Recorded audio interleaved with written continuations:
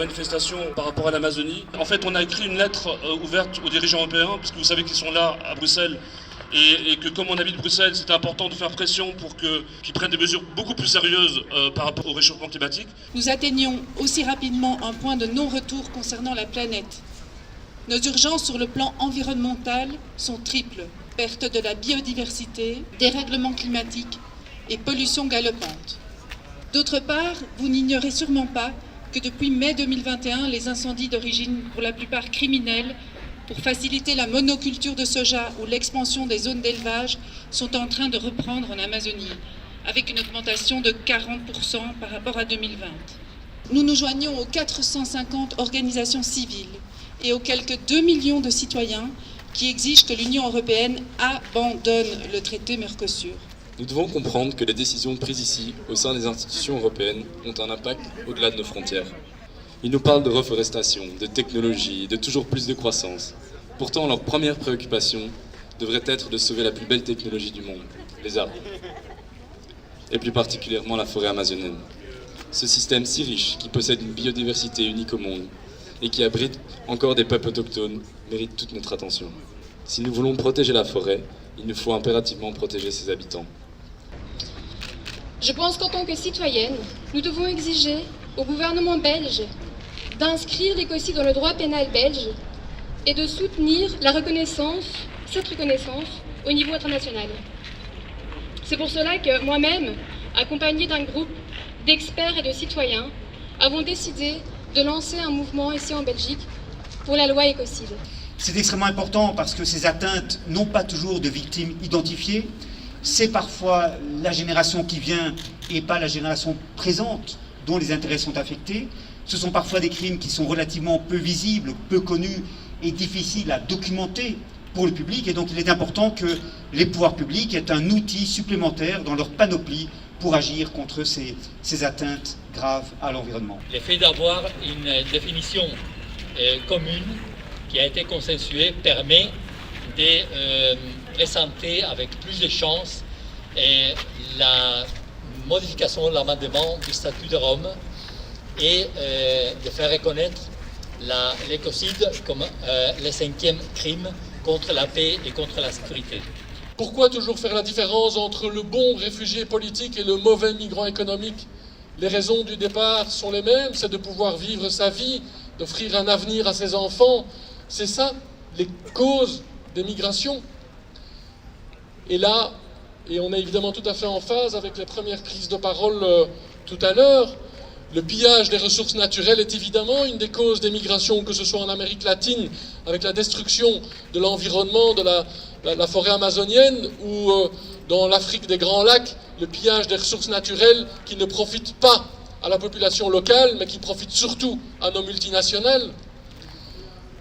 Ce sont ça les causes.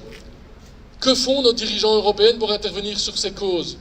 Et puis, la dernière cause, celle que personne ne veut voir venir, et pourtant qui arrive sous forme de grandes vagues vers nous, c'est le climat et les changements climatiques. Et on parle des réfugiés politiques, on parle même si ça ne veut rien dire, en fait, des réfugiés économiques ou des migrants économiques, mais de plus en plus, on va devoir parler des réfugiés climatiques. So please remember this, remember the gap between what we should do and what they are pretending to do and what they actually do. And then keep joining march, protests, join civil disobedience with Extinction Rebellion, keep expressing solidarity with the indigenous people, keep joining because we need you, everybody is welcome, everybody is needed, every single piece matters. Les drames ont eu lieu au Brésil avec notamment la rupture du barrage de Brumadinho, en janvier 2019, qui a libéré donc 13 millions de mètres cubes de résidus miniers et qui a tué en tout cas 270 personnes et qui a de nouveau ravagé de façon considérable les écosystèmes et les conditions de vie des populations sur place. C'est ça le message qu'on continue à porter au Parlement européen. C'est aussi avec vous qu'on est capable de le porter parce que toute la pression, toute la mobilisation au travers les mobilisations pour le climat, les mobilisations comme celle aujourd'hui, les mobilisations thématiques ou les mobilisations globales qui rassemblent plusieurs enjeux climatiques et sociaux, sont essentielles pour faire pression sur les différents groupes politiques. Les dogmatiques dans cette histoire, ce n'est pas nous. Les dogmatiques, c'est ceux qui prônent le libre-échange à tout prix au détriment des droits sociaux, environnementaux. Et donc notre combat contre l'accord UE-Mercosur rejoint le combat bien évidemment climatique et le combat pour la reconnaissance mondiale, européenne et nationale de l'écocide.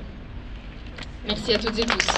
Entre la première fois que j'étais en Amazonie et la dernière, en 2019, ça se voit les trous. Vous allez faire 5 heures en voyage en avion et vous allez voir des trous dans la forêt. La forêt, elle est brûlée, elle disparaît et ça donne place à l'agrobusiness.